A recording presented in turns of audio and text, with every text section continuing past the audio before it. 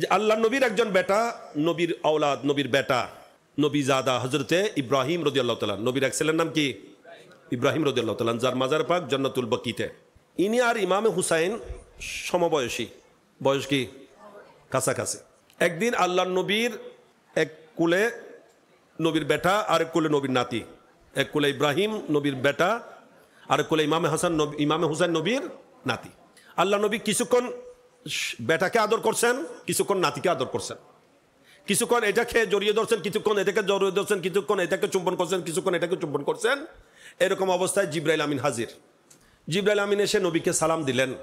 আল্লাহ নবী বললেন, জিবরাইল তুমি বেটাইমে আসছো কেন?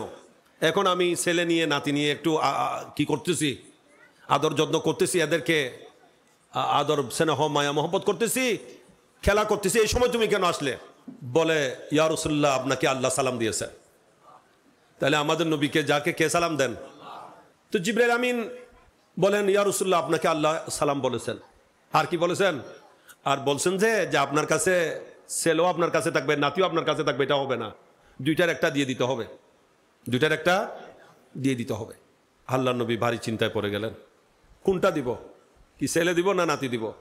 আল্লাহ নবী অনেক চিন্তা ভাবনা করে শেষ পর্যন্ত সিদ্ধান্ত দিলেন যে ছেলে দিলে তো আমি একা একজনেই কষ্ট পাবো, বা ছেলের মা কষ্ট পাবে, যে এই নাতিকে যদি দিয়ে দিই আমি নবীর কলিজা কি হয়ে যাবে, ছিদ্র হয়ে যাবে, আমার মা ফাতেমার কলিজা আঘাত লাগবে, কলিজা আঘাত আসবে, মৌলা আলীর অন্তরে আঘাত আসবে, বড় ভাই হাসানের অন্তরে আঘাত আসবে, আমার পরিবারের সকলের অন্তরে আঘাত আসবে।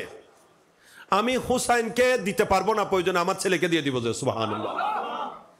আল্লাহ নবী সিদ্ধান্ত দিয়েছেন যে না, আমার নাতি আমার কাছে তার প্রয়োজন, আমার ছেলেকে নিয়ে যাও। নবী নিজের নুরানি বেটাকে দিতে রাজি হয়েছেন, তারপরে ইমাম হুসাইনকে দিতে রাজি হন নাই। দেখা গিয়েছে অল্প দিনের মধ্যেই নবীর বেটা হযরত ইব্রাহিম রাদিয়াল্লাহু তাআলা ইন্তেকাল করেছেন, যার জন্য আল্লাহর হাবিব সরকার দু আলম আরওয়াহুনা ফিদা সাল্লাল্লাহু তাআলা আলাইহি সাল্লাম ওনার ইন্তেকালে এত বেশি কেঁদেছেন নবী, নবীর দাড়ি মুবারক ভিজে, জুব্বা মুবারক পর্যন্ত ভিজে যাচ্ছিল। ফারুক আজম ওমর রাদিয়াল্লাহু তাআলা নবীর দরবারে আরজ করলেন যে ইয়া রাসূলুল্লাহ আপনার কান্না তো আমরা সহ্য করতে পারছি না। নবী আপনি তো আমাদেরকে কান্না করতে নিষেধ করেছেন, কেউ মারা গেলে কান্না করতে নিষেধ করেছেন, এখন আপনি যে কান্না করতেছেন। নবী বললেন যে আমি তো হাই হুল্লাস করতে, চিল্লাচিল্লি করতে, হাই হুতাশ করতে মানা করছি যে না। অনেকে বুক চাপড়ায় না, মাথা মারে, বুক চাপড়ায়, হাই হাই করে, চিল্লাচিল্লি করে, ও মারে ও বাপরে করে, কাপড় টুপড় ছিঁড়ে ফেলে, এইগুলাকে নিষেধ করছি, এটাকে বলে নুহা। আমি এইগুলা করতে নিষেধ করছি, চোখের পানি ছাড়তে নিষেধ করি নাই। আমি নবী যে ছেলের জন্য কাঁদতেছি, এটা তার প্রতি আমার দয়া, আমার মেহেরবানি, আমার মায়া, আমার দয়া। যার অন্তরে দয়া নাই তার অন্তরে তো ঈমানই নাই। সুবহানাল্লাহ। কাঁদার নিষেধ নাই, কান্না করতে কি নাই, নিষেধ নেই। আল্লাহ নবী নিজের সন্তান, আদরের সন্তান দিয়েও যাকে রক্ষা করেছেন ইনি ইমামে হুসাইন।